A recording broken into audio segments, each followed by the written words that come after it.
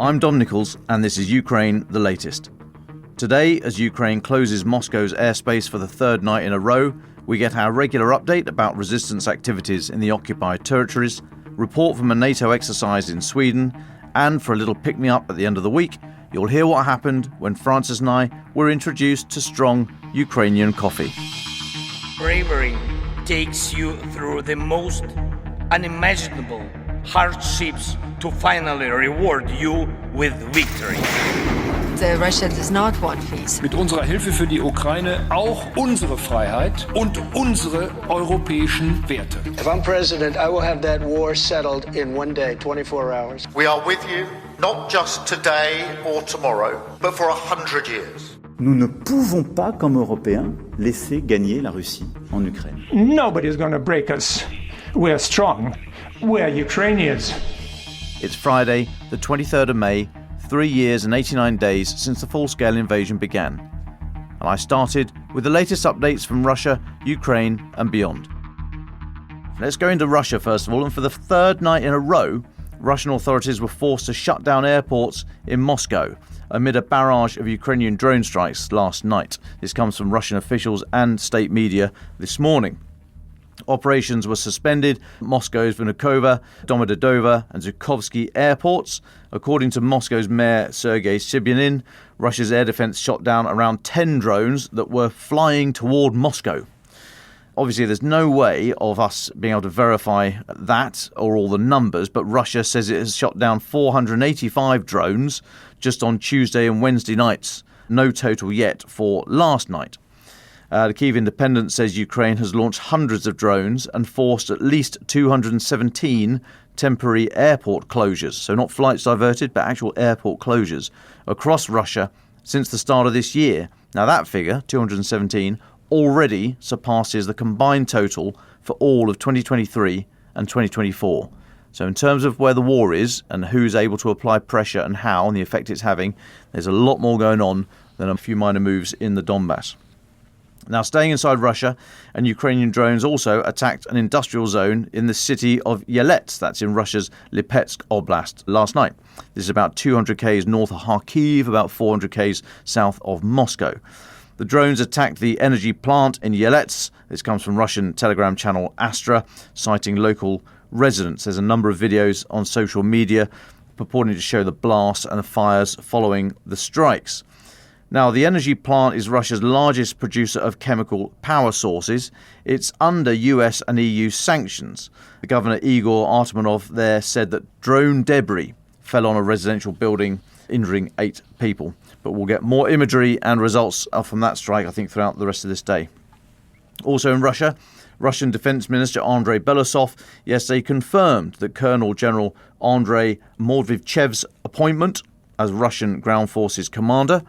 The Institute for the Study of War, the US-based think tank, assessed that he is likely to continue and expand across the whole front the tactic, or it's actually now just the strategy, I would suggest, of positional warfare, grinding out marginal advances through drones and meat assaults. That seems to be what they're doing. There's some minor adjustments to tactics about how the drones operate, if it's just first-person view, or if it's mine-laying drones, or if it's drones that can drop multiple smaller submunitions like grenades and what have you. But essentially that's it. The drones go in, try to clear a path for soldiers to run into. That is the tactic, and as I say, it's been now pretty much all they're doing up and down the front, so it's largely turned into a strategy. Now, inside Ukraine, Russian attacks yesterday killed 7, injured 20. There was a large drone strike in Poltava Oblast, that's in the east of the country, about 100 km southwest of Kharkiv. That destroyed a commercial building near Kremenchuk. Thankfully, only injured 1 person. It did, however, damage power lines and left about 2,000 people without power for a short time. Otherwise, most of the strikes in the country and the casualties were in the northeast, the southeast and in the Donbass. Again, very minor moves in the Donbass. Russia still trying to close in on Konstantinivka, but very small movements there. Now, there's news of a prisoner swap. A big prisoner of war swap is thought to be underway between Ukraine and Russia, said to involve about 1,000 people on either side. This was agreed during those talks in Turkey a couple of weeks ago. The Financial Times' Christopher Miller says this is going to take place in 3 swaps over 3 days, involving mostly military, but some civilians. Now, there's slight confusion about this, about the progress of it, because Donald Trump, or at least his Truth Social account, has said the swap had been completed. That statement is contested by officials in Ukraine. Now, Donald Trump put out a post on Truth Social saying, a major prisoner swap was just completed between Russia and Ukraine. It will go into effect shortly. Now, okay, so that statement, there's a was and a will. So they don't make sense when put together. So I think what's happened here, I think it just might be a typo. I think it missed a word out. I think they probably meant that a deal had been completed or finalised and it will go into effect shortly. Anyway, there are numerous sources from Ukraine saying the prisoner of war exchange is still in operation and still taking place. Again, we'll get clarity, I'm sure, in the next few hours. All right, a couple more stories to bring you. I'd point you towards the Kyiv Independent. First, they're citing a report in the pro-Kremlin news outlet Kommersant. It ran yesterday, saying that the Russian government is slashing budgets for major projects across a number of sectors in response to plummeting revenues from oil and gas. Now, earlier this month, oil prices in Russia dropped to a 2-year low of below $50 a barrel. That's about 40% lower than what was planned in the Russian budget. Reuters came out with that. They made that statement earlier this month. So, in response to this price collapse, the Kremlin's had to introduce sweeping budget cuts to several state programs, Kommersant reported. These include programs to develop Russia's aviation industry, the automotive and tech and shipping and robotics industries. The aviation development program, just to zoom in on this one for a moment, that's going to be cut by 22%. That's a big old number, that. The aim of that program was to replace Western aircraft with Russian planes. Since the sanctions have been in place, they're just not getting spare parts and all the rest of it for the Western jets that are still grounded or have been taken over by the Russian state, basically. They're no longer safe. This program was designed to try and boost Russia's domestic production. So that's taken a massive hit. The program to boost the production of industrial robots has been hit as well. That's going to lose nearly a third of its budget. That's industrial robots, not the robots in the Duma. They're still there. They're still okay. Now, the Council of the European Union is going to hold a hearing regarding the potential loss of Hungary's voting rights at a meeting next Tuesday, according to the agenda that's on the Council's website. This will be the 8th hearing regarding Hungary since the European Parliament triggered Article 7 procedures against the country in 2018. Now, Article 7, what's that, I hear you ask? Those procedures allow for the suspension of council voting rights if a member state consistently breaches EU founding principles. Now, EU High Representative and future ex-Mrs Dernley Kaya Kallas said earlier this month that Brussels has alternative plans in the event that Hungary attempts to obstruct Ukraine's EU candidacy. She said, we have a plan B and a plan C, but our focus is plan A, the essence of which is to get everyone's support. So she clearly wants the EU to stay together as a voting bloc. It will literally put the divisions up in public if they have to take action to remove Hungary's voting rights. She was speaking to reporters yesterday.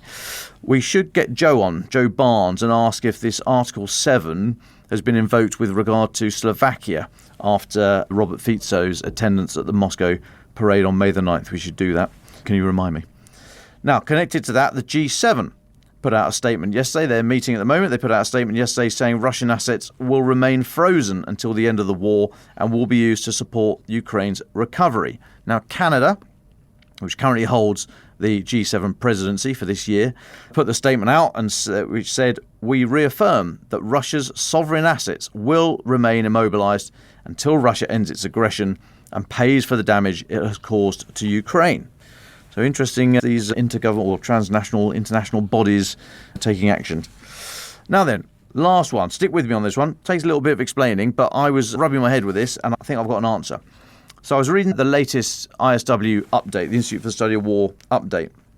And they said that Putin was at an event yesterday where he made sure to beat the drum about strong family foundations and traditional values and how they all support Russia's 1,000-year-old statehood, as he said. He said Russia's most important task is to preserve its people, culture and spirituality.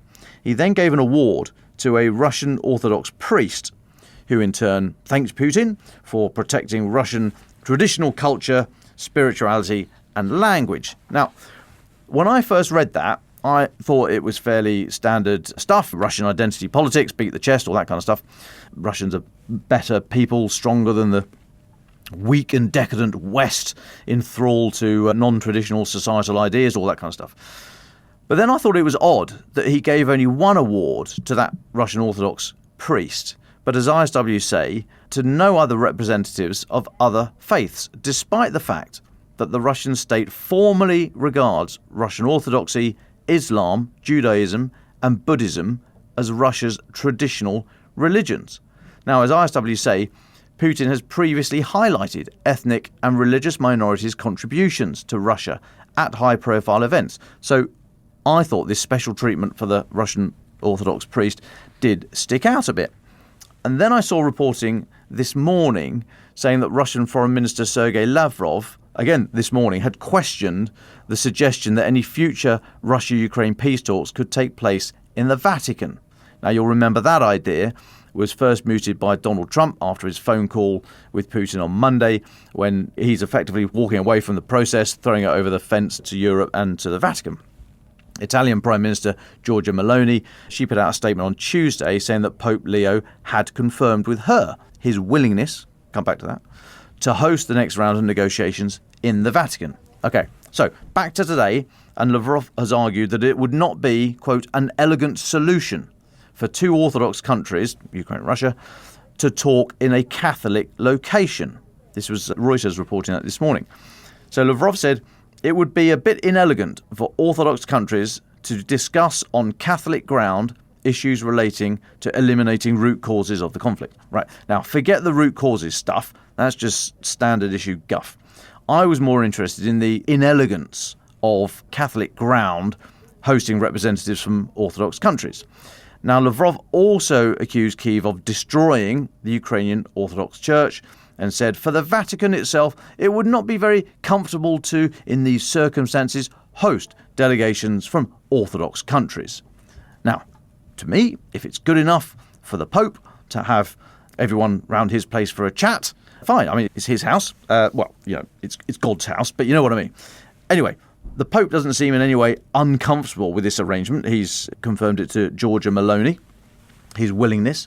This, I think, is the Kremlin running scared again. They will do whatever they can to avoid actual negotiations, because the world will then see that they're the ones holding out for more war. They're not being honest brokers in this, honest actors when it comes to negotiations. So their latest excuse, as expressed today by Lavrov and teed up yesterday by Putin, is all about the Russian Orthodox Church and its relationship to Russian identity and the Catholic faith.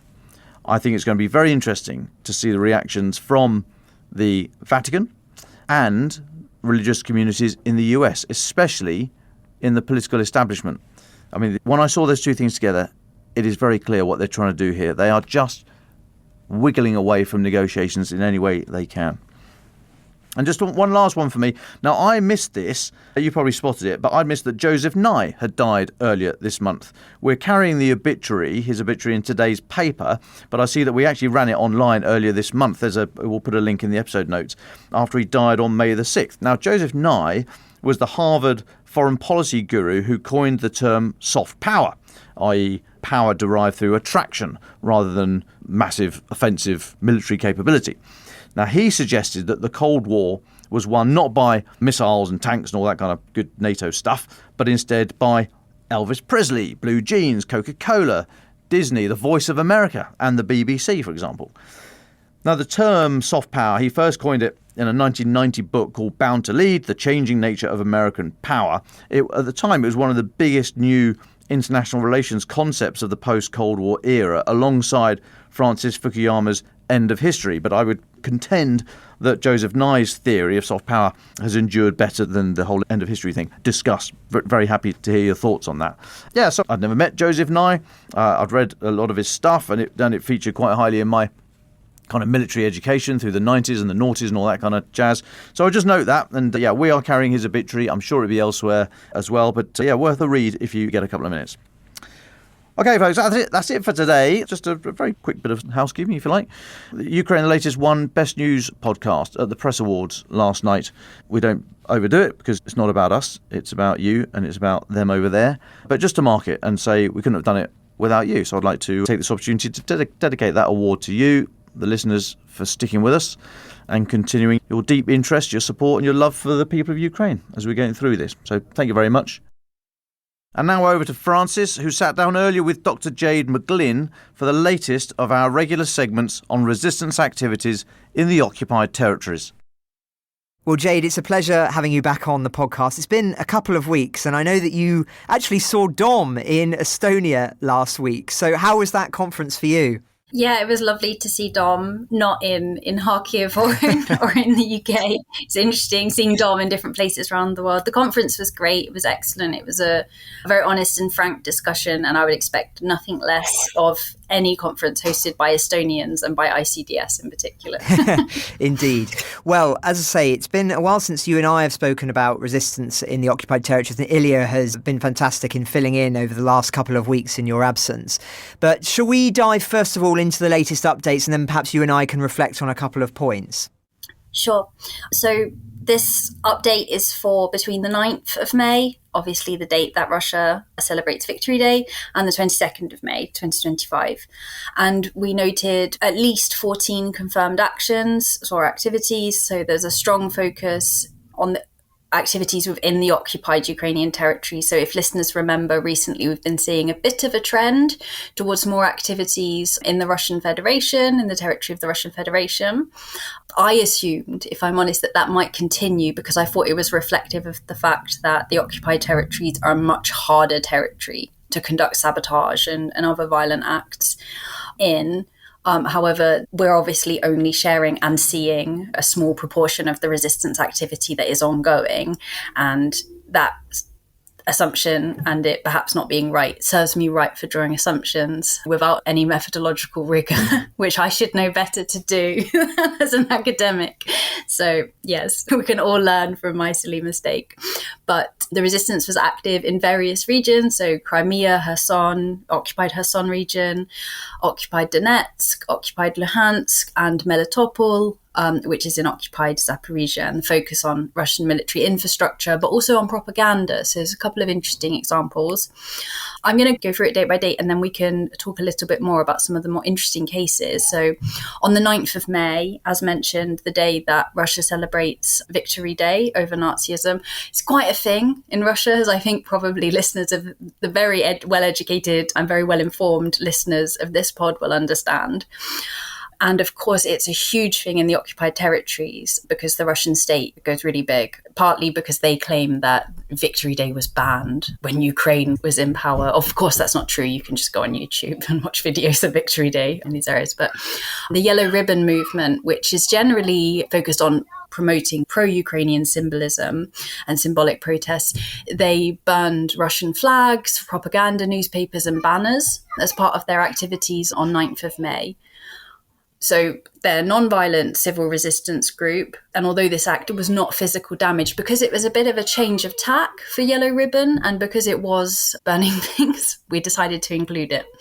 So that was what Yellow Ribbon got up to on the 9th of May. And that happened in particular across Luhansk and Donetsk regions, where, of course, the Russian occupation is most enforced. You're going to have to excuse me because my children have decided to come and play right outside where I'm speaking. So they will interrupt my updates of violent and aggressive. They're just interested in what reports you have to make, Jade. They're coming in to correct me, probably.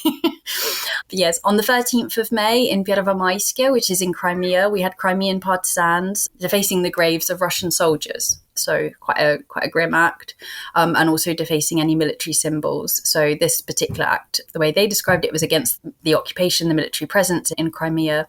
And on the same day in the Black Sea, Ukrainian resistance groups had helped to geolocate a Russian offshore gas platform that had been converted into a military facility not far from here. So these platforms, they're built for energy extraction originally, but now Russia uses them for radar, for military logistics.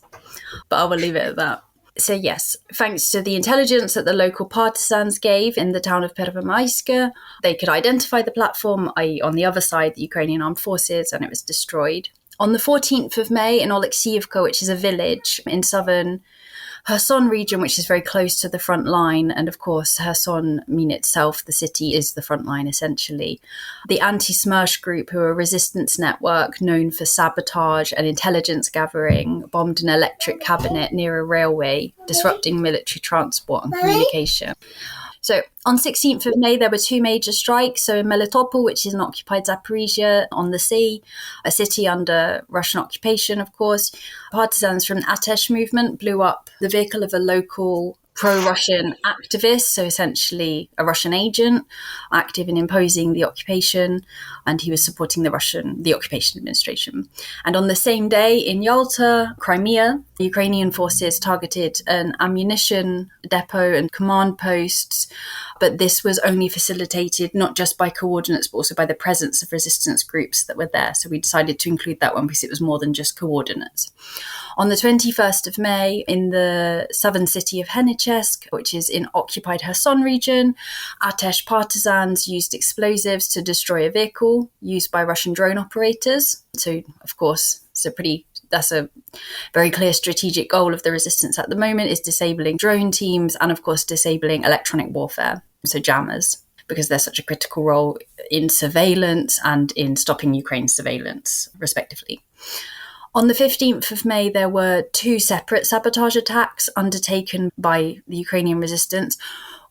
These were both inside Russia, though, but they were undertaken by Ukrainian resistance. So in Smolensk Oblast, which is to the west of Moscow, the Atesh group blew up a railway relay cabinet. So again, the sort of equipment mentioned earlier that manages railway signals. And in Novosibirsk, which is a major city in Siberia, I remember going once in 2010, didn't recommend itself hugely. Novosibirsk is a bit like how it sounds. That's how I could best describe it to listeners. But the Mariupol resistance have obviously been trying to keep up with Atesh's travels, and they carried out a similar attack there on another relay cabinet and successfully delaying train traffic. So that's all from my side in terms of the updates on the violent activities. But there was another activity I wanted to just raise because it's from one of my not favourites, but one of the groups that I find most interesting, which is Srok. So again, that means deadline, expiry date or time phase in Russian. And this was on the 17th of May. And it's not a physical act of sabotage, so it's not included, but it's a digital psychological operation that I think is very interesting. So agents infiltrated a virtual meeting that had been organised by Yunarmia, the Russian state military young army, like the youth program to militarize young people, including in the occupied territories. And Yunarmia were hosting a patriotic education session, and it's kind of part of a broader campaign to militarize the children there. And the agents, the Srok agents, the partisans interrupted the session. So they managed to cut through the Kremlin's technological firewall, which in itself is quite difficult, especially for such events. They interrupted the session and they delivered a very stark message, essentially telling the students being part of Yunarmia will lead to your death in the trenches against your own. Russia is using you as tools in a war of aggression against your own people. So I thought that was very interesting, where you're using the digital tools not only to disrupt or to avoid enemy logistics or propaganda or administration, but actually to really directly challenge the narratives being taught to young people. So Srok continued to impress. Very interesting. Yeah, we've not had an example, I don't think, of that kind of activity in these segments that we've been doing these last few weeks. So it's great to hear that. I wanted to ask you, Jade, about the way if the resistance activities have or haven't changed as a consequence of the negotiations picture, because it has been quite a tumultuous period in that front, and I wonder if there's been any particular reactions to that. Mm-hmm. I think one thing to say, first of all, is I think the period has been more tumultuous, as weird as it sounds. I think the period has been more tumultuous here in the UK than it has been in Ukraine, because for Ukraine, things have just continued and they don't really, it seems to me, speaking to friends in the East, people are very pragmatic in the sense of, well, they've just got to keep on going anyway. They don't really have a choice. Whereas I think it's more maybe for us who are not so closely involved, obviously, at the front, or say I'm not when I'm here in England, and therefore you can allow yourself to get more gripped by the grand politics of it all. But of course, it's having an effect. After Trump's inauguration, when the writing was starting to emerge on the wall about where the US position might be going, though there were hints before then as well, a lot of people in the civil, so the more non-violent resistance, I certainly came across a lot of stories of people just being like, that's it. It destroyed it for them.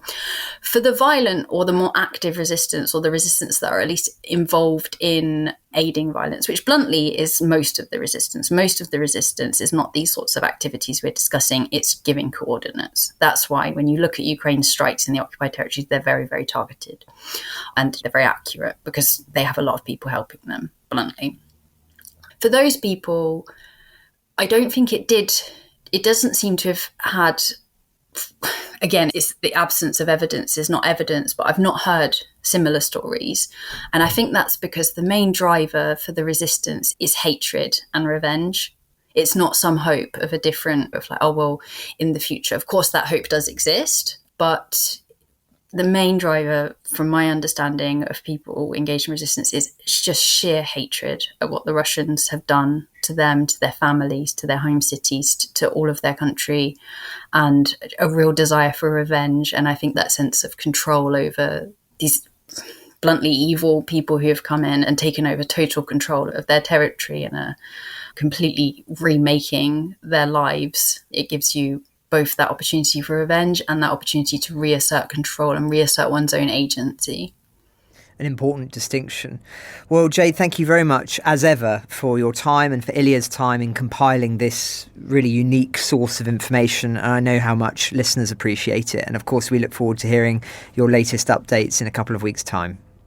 Thank you, Francis. And just to say thank you again to you and Dom, to everyone at the Telegraph, and to all of the listeners for your continued interest in the occupied territories. I know that it really means an awful lot to them.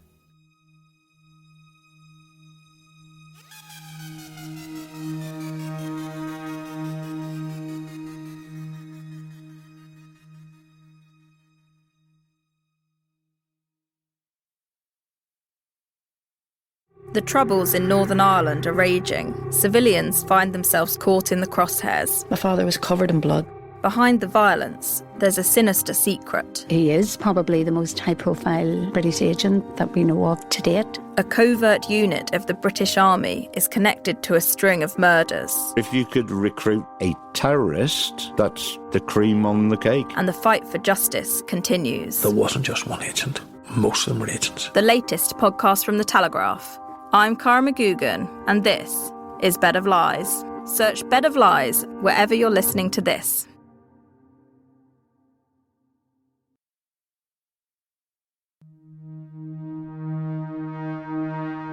Thanks, Jade and Francis. Now, earlier in the week, we heard from Venetia Rainey, co-host of our sister podcast Battle Lines, that covers global affairs more widely, as she prepared to observe the US, UK and Sweden conduct the first ever simultaneous joint fire of HIMARS and MLRS, multiple launch rocket system, on Gotland, the island off the coast of Sweden. You can hear the full report now in the latest episode of Battle Lines, but here's a little teaser. Over a cup of coffee, we watched the HIMARS and MLRS manoeuvre into place. They're essentially just two green trucks with rocket launchers on the back, but this will be the first time they've fired simultaneously alongside each other, and everyone involved wants to get it right. Suddenly, the calm, early morning silence is shattered.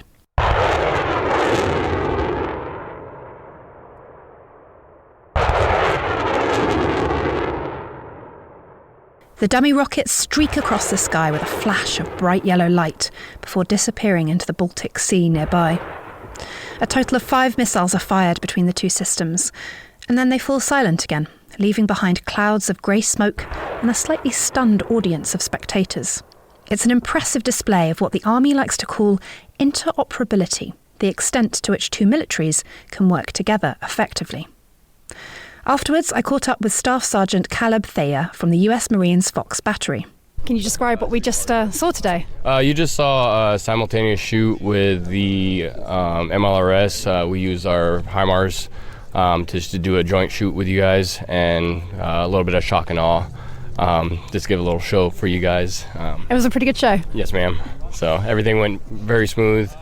Super happy to be here. So The HIMARS took a while to get into position, is that right? You were looking for the right spot? Just a little bit. We just got off the bird probably 45 minutes ago, so we just shooting from the hip, and it all came to plan. So we just had to hurry up and give you guys the show you guys wanted. How often do you guys do joint drills like this with other countries? This is the first time with the UK, is that right? Yes, ma'am. First time with the UK. It's a funny point at the moment, isn't it, with the sort of strained tensions between Europe and America, but it's clear on the ground that there's a lot of cooperation between the two militaries. Yes, ma'am, and that's all we can ask for is a good cooperation and communication, and everybody gets along. Venetia Rainey there. And something lighter to end the week. Francis and I dipped our toes, so to speak, into the wonderful world of Ukrainian coffee. But we did need some backup from our professional coffee expert Patrick Saw here in the office. This is what happened. This is a signature coffee from Ukraine, created by me almost 10 years ago, but it's now popular across the world. I feel really guilty. You've had to bring so much heavy equipment up here.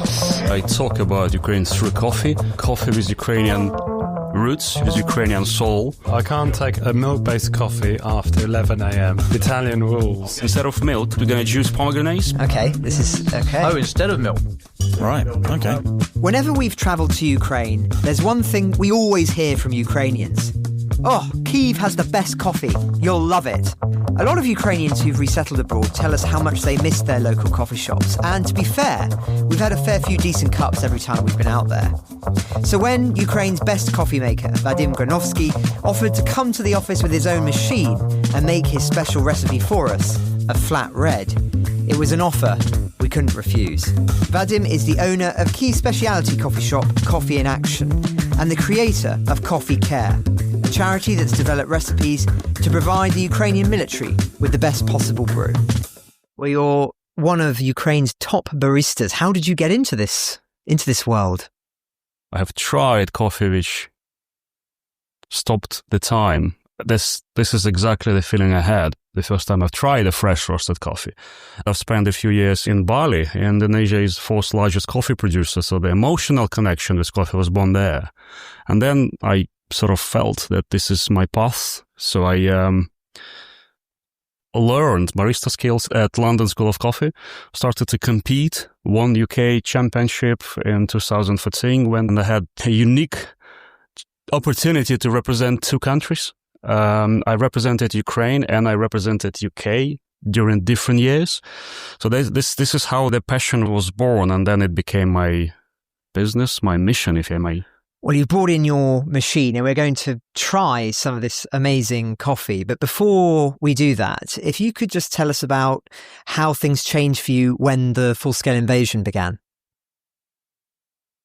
I was actually in Kyiv when the invasion happened. We lived as it would not happen. We just tried to deny it, just running a business, looking after the family. I think I can speak on behalf of many people. We knew it was going to happen.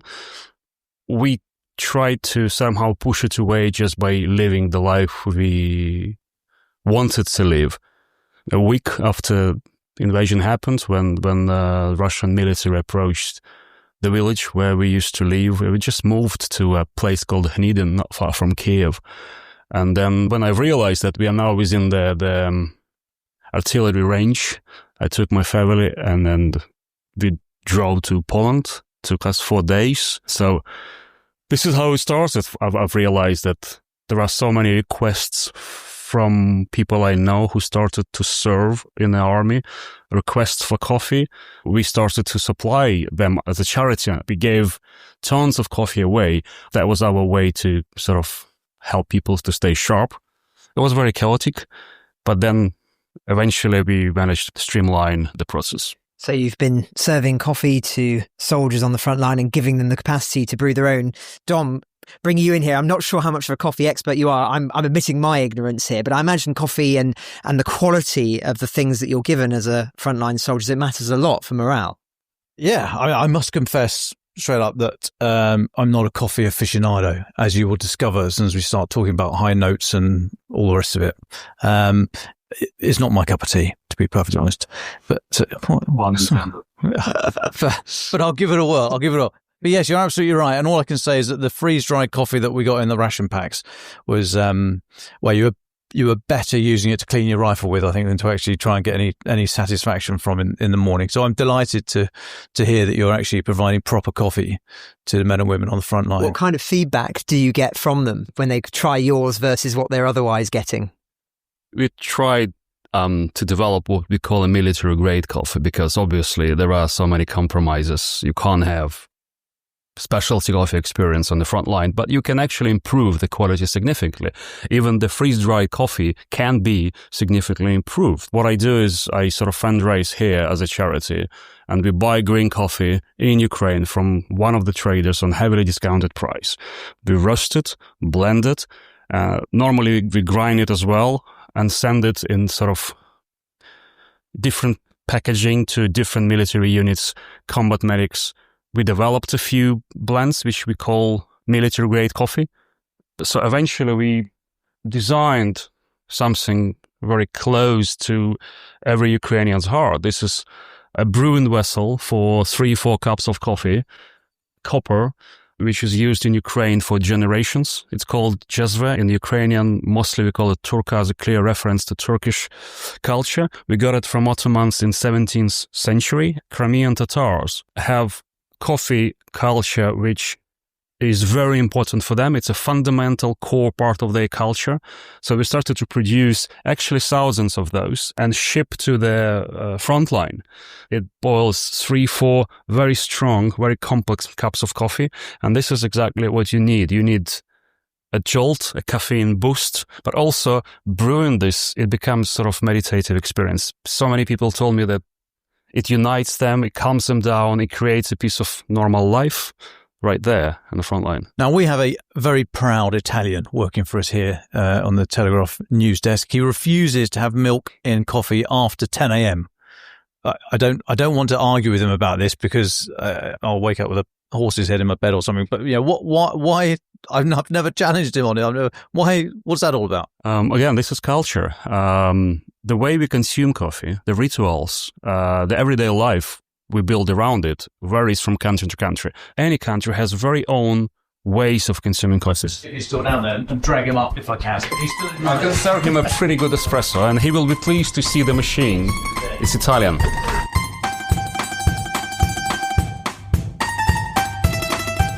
Patrice, you have to experience this. So this is Ukrainian coffee. Hi. Hello. Hi. So I'll definitely try it. Messing with powers I don't understand. I know somebody who is deeply invested in this. There is a pretty unusual part of coffee brewing process for this particular drink. I use pomegranate juice with this drink. Does this break your rules? This is pomegranate juice and orange juice in place of the milk. So where do you stand on that? Well, I don't know. Really? I mean, it's beyond 11 a.m., but are you willing to, for the sake of journalism? Yeah, for the sake of journalism. The reason why this drink became symbolic, because when we make coffee, we combined black espresso and red pomegranate juice. Those two colors are very dear to Ukrainian people. They represent, well, essentially, they represent blood you spill protecting your land. That's why Ukrainian battle flag is red and black, because we do have this colors everywhere in our culture. I want to get your seal of approval. Orange juice is needed to create a balance, so this is what we're going to use instead of milk.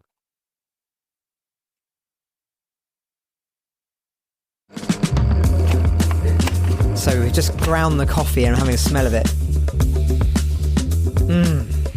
Wow. Okay, that is good. That is good. I guarantee you won't regret it.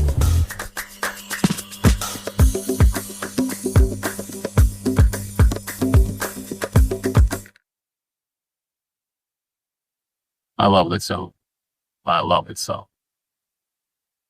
Just beautiful colours. If someone is making coffee for you and you hear this sound, this is one of the best indications that the coffee is going to be good. Really? You can tell from the sound if the coffee's going to be good? Yeah, you can. Wow. It should be sort of caramel colored, quite thick, quite licorice. So please. Enjoy. Thank you. Thank you. Nice, lovely. It's got a little pattern on the top. That's held.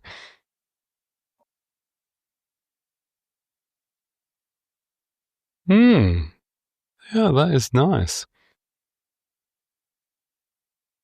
I mean, it is a beautiful colour. It's a deep chocolatey red, brown. Red in there, can't you? Crimson in the brown. I'll try the pomegranate. Okay. It's quite nice. Huh? This is surely the most fun. This is the Oh wow. Oh, that is delicious. It's almost refreshing. It's almost a refreshing espresso. You get that fruit kick, don't you? It's very pomegranate. It's gorgeous. There's pomegranate. There's a little bit of orange. You can actually I can taste the aroma. orange. There is aroma, citrusy aroma. Then you have. Oh yeah. That's the bizzo.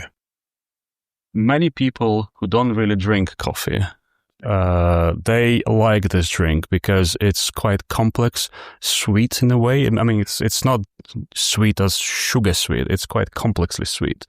So Ukrainians love it. I think by now there are 30 plus coffee shops in different cities in Ukraine serve it. But now it begins to sort of spread across the world. The flat red, the espresso with the pomegranate and orange juice, out of 5 offers you can't refuse, how many would you give it? 3, 4?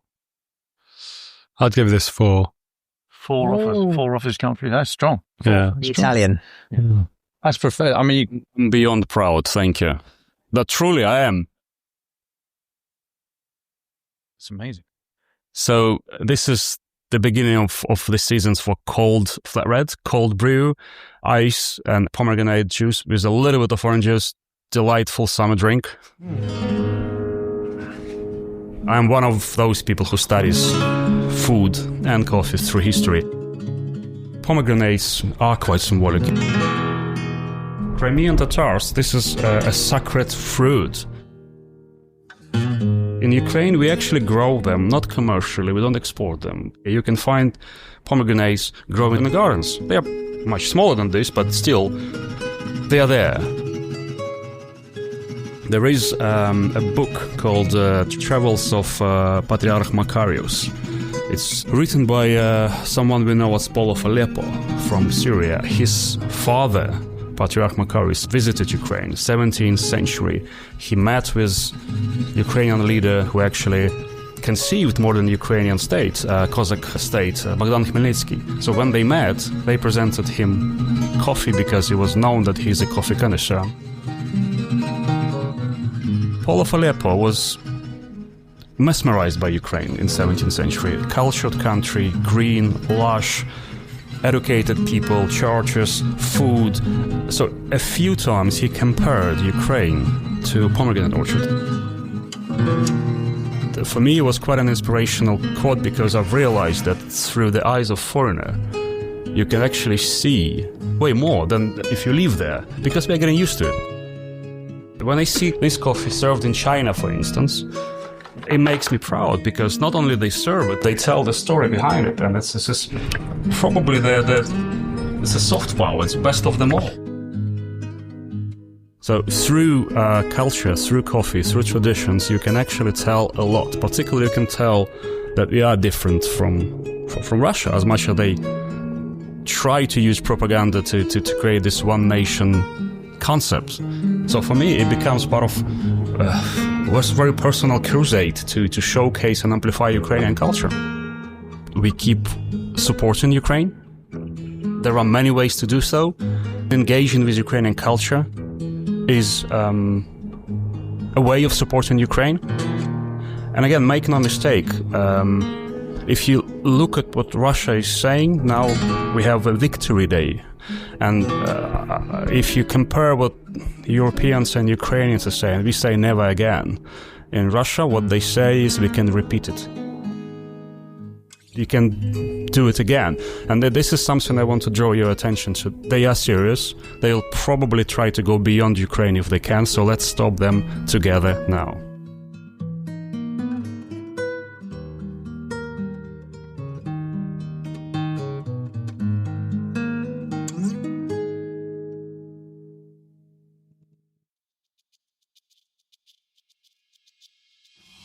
Ukraine the Latest is an original podcast from The Telegraph, created by David Nicholls.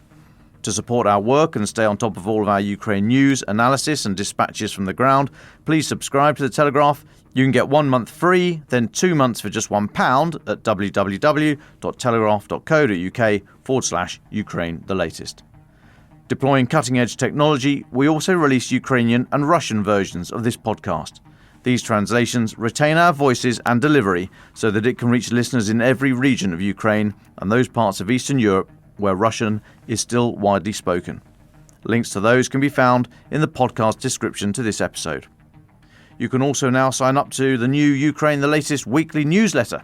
Each week, Francis and I answer your questions, provide recommended reading, and give exclusive analysis and behind-the-scenes insights, plus maps of the front lines and diagrams of weapons to complement our daily reporting. It's free for everyone, including non-subscribers. You can find the link to sign up in the descriptions for this episode. We regularly have a Ukraine live blog on our website where you can follow updates as they come in throughout the day, including insights from regular contributors to this podcast. We also do the same for other breaking international stories. If you appreciate our work, please consider following Ukraine the Latest on your preferred podcast app and leave us a review, as it really helps others find the show. Please also share it with those who may not be aware we exist. You can listen to this conversation live at 1 p.m. London time each weekday on X Spaces. Follow The Telegraph so that you don't miss it. You can also get in touch directly to ask questions or give comments by emailing ukrainepod@telegraph.co.uk. We continue to read every message. You can also contact us directly on X. You'll find our handles in the description for this episode. As ever, we're especially interested to hear where you're listening from around the world. Ukraine the Latest was today produced by Rachel Porter. Executive producers are Francis Durnley, Louisa Wells and David Nicholls. My name is David Nicholls. Thank you all for listening. Goodbye.